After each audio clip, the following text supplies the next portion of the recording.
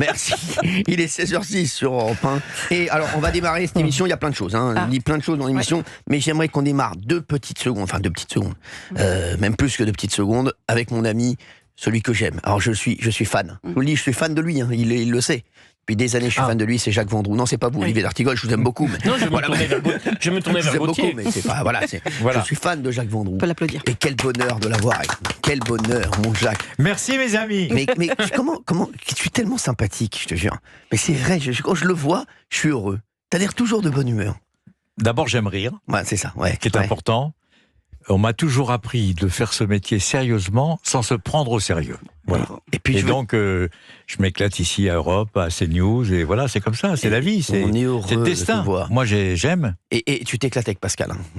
Pascal Pro, j'adore. Je sais, je l'embrasse, mon Pascal. Ah, il y a Fabien Lecoeuf qui vient d'arriver, qui malheureusement est un petit peu en retard. Oui, il a du sopalin.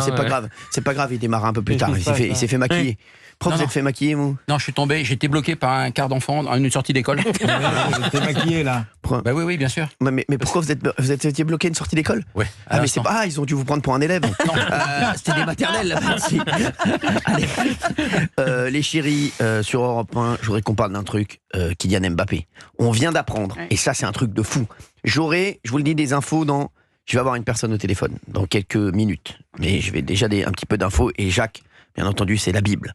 On vient d'apprendre que Kylian Mbappé n'est pas sélectionné dans la liste de Didier Deschamps pour les matchs contre Israël et l'Italie. En Ligue des Nations, pas sélectionné. Avec son club du Real Madrid, performance pas fameuse pour l'instant. Ils sont très très moyenne. Ils ont du mal, le Real Madrid. Ils vont peut-être. Moi, je pense qu'ils vont rien gagner cette année. Ils sont mal barrés partout. Jacques Vendroux, c'est fou que Didier Deschamps ne l'ait pas sélectionné. Quand je disais qu'il y avait des problèmes, on me disait non. Bah voilà. Jacques. Non, ce que je voudrais signaler surtout à vos auditeurs, Cyril, c'est que de toute façon, c'est une première, et c'est ça que c'est grave, c'est une première mondiale. C'est-à-dire jamais le meilleur joueur de votre pays ne vient pas en sélection. La première fois, c'est parce que il était un peu fatigué, il avait des états d'âme, il n'était pas bien, etc., etc., etc. Pourquoi pas? Là, c'est le deuxième rendez-vous où il ne vient pas. Et là, c'est le sélectionneur qui prend la décision de ne pas le faire venir. Ça veut dire que Didier Deschamps est le patron de cette équipe de France. Alors, il a cautionné, entre guillemets, sa première absence, mais là, il n'a pas du tout cautionné sa deuxième absence. Et quand on regarde l'histoire du foot que nous aimons tous ici, jamais Cruyff s'est permis de faire ça. Jamais Platini s'est permis de faire ça. Jamais Zico s'est permis de faire ça. Mais jamais Pelé. Ils ne venaient pas en sélection parce qu'ils étaient vraiment blessés. Et il y avait une règle qui est formidable. C'est-à-dire qu'un joueur qui ne veut pas venir en sélection parce qu'il est blessé, il doit quand même venir au rendez-vous de l'équipe de France pour faire contrôler sa blessure. Et là, je trouve que Didier, il a parfaitement joué. Attention, t'as envie de venir, mais t'as pas envie de venir, t'as envie de jouer, mais t'as pas envie de jouer. Pour moi, il y a plusieurs raisons. Alors, il faut la trouver, mais il y a un mystère. Et ça, ce n'est pas normal. Ce n'est pas normal du tout que M. Mbappé ne vienne pas en équipe de France de football. Vous avez un début d'idée de raison? Je vais le trouver. Moi, j'ai plusieurs raisons. La première, c'est que je pense que tout Mbappé qu'il est, et Dieu sait si j'aime ce joueur comme toi, ne fait plus l'unanimité en équipe de France de football en interne. C'est très important. En interne, avant, il faisait quasiment ce qu'il voulait parce que c'était le meilleur joueur du monde. Peut-être qu'il a été trop loin dans ses rapports humains avec certains de ses coéquipiers. Et à la sortie, ça lui retombe dessus. Et Didier a dit, je crois que dans l'intérêt supérieur de l'équipe de France de football qui sort d'une bonne série et qui va entamer une nouvelle série pour une qualification pour la suite de la compétition, pour cette Coupe d'Europe, il a dit, je ne le fais pas venir. Je ne le fais pas venir parce que ça peut porter préjudice à l'équipe de France de football. Incroyable. Il avait pris trop d'importance au sein de cette équipe. Donc, il ne vient pas. Deuxième raison, c'est qu'il est moins populaire qu'il l'était. Il ne faut pas l'oublier.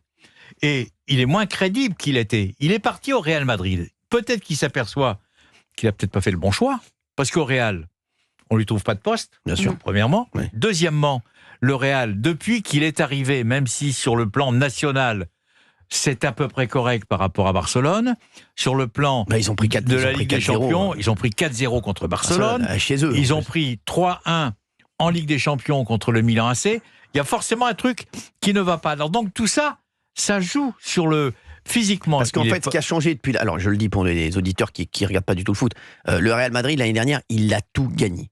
Ils ont changé un seul truc entre l'année dernière et cette année. Ils ont fait arriver Kylian Mbappé. Et depuis, en Ligue des Champions, ça va être très compliqué. Je les vois pas gagner la Ligue des Champions, on a vu comment ils sont partis. Mais bon, on peut tourner. Mais le championnat, ça va être encore plus compliqué. Barcelone leur a mis 4-0 chez eux. Donc Barcelone devrait être champion d'Espagne.